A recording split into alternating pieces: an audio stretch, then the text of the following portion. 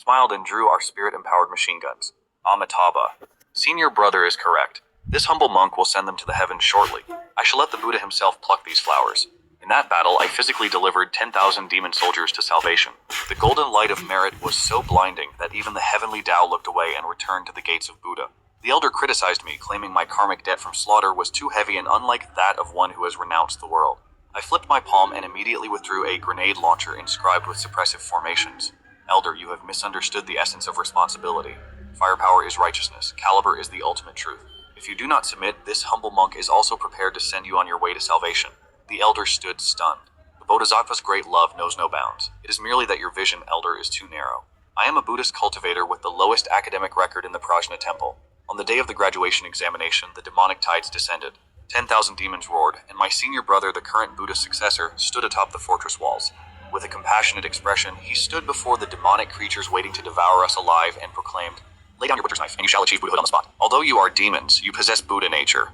As long as you are willing to turn back, this humble monk will use love to enlighten you." The horde of demons paused for a moment, then laughed even more gleefully. They opened their blood-red maws and began to gnaw at the great protective formation. The group of junior brothers standing behind our senior brother was moved to tears. Our senior brother is truly great in mercy and compassion. This is what is meant by "if I do not enter hell, who will?" I watched the barrier trembling on the verge of collapse and sighed quietly. It was happening again. Seeing a high-level demon general about to tear through the barrier, intending to take my senior brother's head and gnaw on it like a watermelon, a look of absolute determination appeared on my senior brother's face. He closed his eyes, preparing to offer his own body to the demons. To enlighten the common people, this humble monk dies without regret. I immediately launched a kick, sending him sprawling to the side. I was in the middle of casting a spell. Senior brother rolled twice, his face covered in mud, and looked up in confusion. Rebellious junior brother, how could you act in such a manner? I paid them no mind, for I had no interest in such trifles. From my storage ring, I withdrew a gold-plated 6-barreled rotary machine gun, leaving my senior and junior brothers utterly dumbfounded. I placed one foot upon the rampart and fed a long chain of ammunition into the weapon. Facing the surging tide of demons below, I offered a faint smile and began to spin the barrels to initialize the mechanism. Dear benefactors, this humble monk sees that a dark cloud of misfortune hangs over your brows. Which one of you is destined for a bloody calamity? You damn monk, who are you trying to scare with that piece of scrap metal? Amitabha. The sea of suffering is boundless. Turn back now and you shall find the shore. A tongue of azure flame erupted from the muzzle, instantly transforming into a tempest of metal. The high-level demon general did not even have time to utter a final word before I shredded him into a honeycomb. The demonic tide behind him fell like wheat before a scythe. They collapsed and rose, and within the time it takes to steep a pot of tea, silence returned to the base of the wall. I blew the smoke from the blue-hot barrel, my expression filled with profound compassion. Mercy, mercy. It appears all these benefactors have attained great enlightenment. They have departed for the Western paradise to receive the teachings of the Buddha. The scene fell into absolute silence. My senior brother struggled to his feet, his face deathly pale, and pointed a trembling finger at me. Fan Fan Am, you have committed such a great massacre. Do you not fear the retribution of karma? They too were living beings. I hoisted the machine gun onto my shoulder and cast him a sidelong glance. Senior brother, the physical body is but a sea of suffering. They were drowning in the demonic path, tormented by greed, hatred, and ignorance. This humble monk has merely helped them escape these filthy vessels, so they may soon return to the underworld and be reincarnated as humans. This is what I call physical transcendence. My senior brother was so incensed he nearly fainted. You are merely twisting logic to suit your whims. How could the gates of the Buddha ever tolerate one so ruthless as you? Beside him, a junior brother chimed in, sounding weak and trembling. That is right, senior brother. The look in that demon general's eyes before he died was throat and spoke with resonant authority. The equality of all living beings applies only to those within the range of my cannon. If anyone refuses to submit, you are welcome to step forward and debate the Dharma with this poor monk's artifact. I patted the scorching hot barrel of the firearm. No one dared to utter a single word, and they retreated in an orderly fashion. And so I became the greatest stain upon the reputation of Banya Temple. Inside the Hall of Precepts, the elder stroked his beard, his face pained as he stared at me. Fanyin, although you succeeded in repelling the enemy, these methods of yours truly violate the harmony of heaven. I knelt upon the prayer mat, my back remaining straight and unyielding. Elder, what this disciple utilizes is the physics branch of the Mahayana Buddhist Dharma. The doctrine advocates for total saturation of firepower to guide all living beings to salvation. The killing intent radiating from your artifact is far too heavy.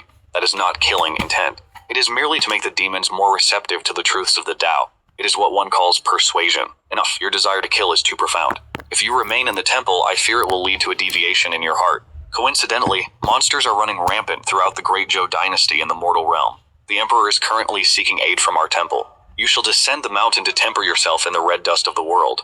Remember, those who have left the secular life must take compassion as their foundation. Do not be so quick to take others away, to transcend them. I accepted the credentials, secretly rejoicing in my heart. This disciple will strictly obey the decree. Elder, please rest assured. This poor monk will make sure that Lu Yaoyu experiences the warmth of the Buddhist path. The elder watched my retreating figure and shivered slightly. Arriving at the Great Zhou Imperial Palace, I had barely stepped into the Jinluan Hall when I caught the pungent, sickening scent of a fox. The Emperor sat upon the throne, his complexion ghastly pale with dark circles under his eyes, while in his arms he clutched a beauty whose gaze was as seductive as silk. I did not even need to open my heavenly eye to know that this was a 1,000-year-old fox spirit. Are you the high monk sent by Banya Temple? This poor monk is Fanyin Dharma name Physic. There's no need for further questions. Your Majesty, this monk perceives an overwhelming miasma of evil spirits within this palace.